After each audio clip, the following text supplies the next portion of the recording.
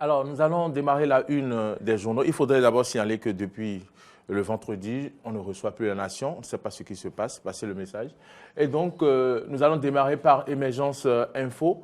Émergence Info qui titre en manchette élu député de la 19e circonscription électorale, l'honorable David Biokou se réjouit avec ses militants avec une prière spéciale pour le chef de l'État. C'est ce que titre Émergence Info ce matin.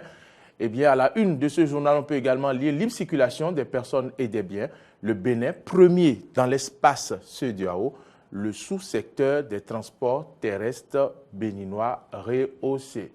Et donc, nous allons passer à la une de Dynamisme Info. Dynamisme Info qui titre ce matin en manchette audit des finances des législatures antérieures, regard de l'honorable Gérard Benonchi.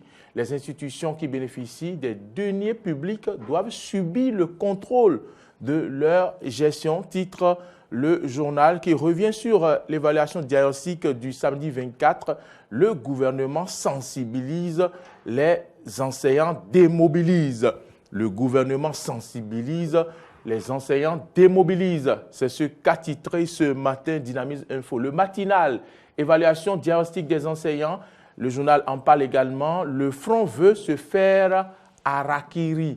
Et puis, plus de précision à la page 2, le gouvernement a privilégié une démarche participative, voire consensuelle.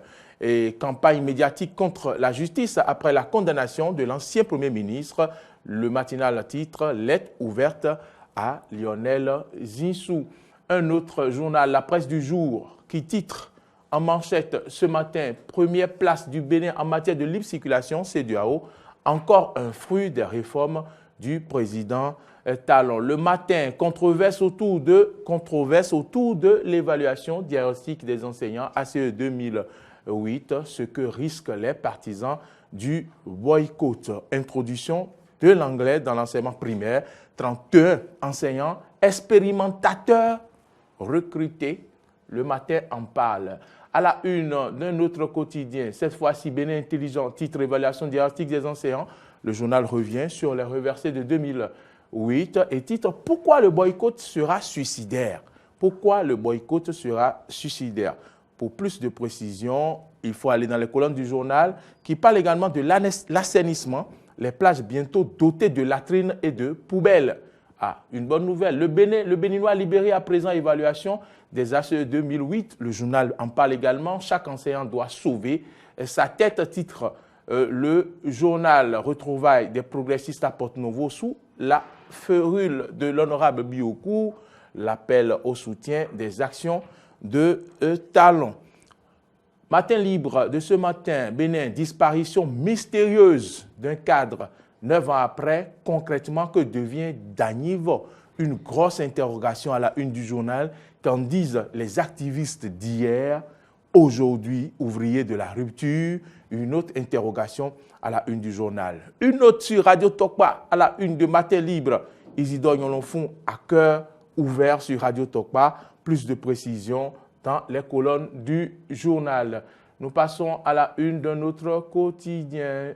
Cette fois-ci, c'est les Pharaons qui parlent également de l'évaluation diagnostique des enseignants et titre « Les risques du boycott ». À la une d'un autre quotidien, ce sera Kinikini, lauréate des Oscars des élites 2019 dans la catégorie meilleur leadership féminin. Evelyne Quenom dédie ce trophée à toutes les femmes béninoises. Eh bien, voilà ce que titre Kinikini et ce qu'on peut retenir à la une de ce journal. La dépêche titre en manchette, conséquences de droit du verdict de la Cour africaine des droits de l'homme et des peuples à la une du journal La Dépêche. Comment le Bénin prépare-t-il le retour d'Adjavon? C'est une interrogation à la une du journal. Et puis le journal parle également de la presse au non-respect des règles d'éthique et de déontologie.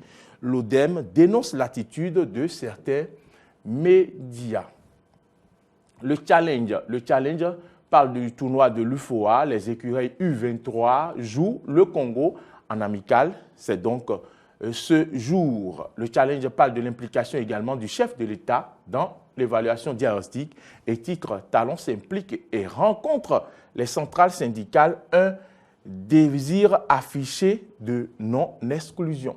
Et puis l'événement précis, rapport sur l'état de la libre circulation des personnes et des biens, le Bénin, premier en Afrique, Talon reçoit les félicitations des chefs d'État de la sous-région.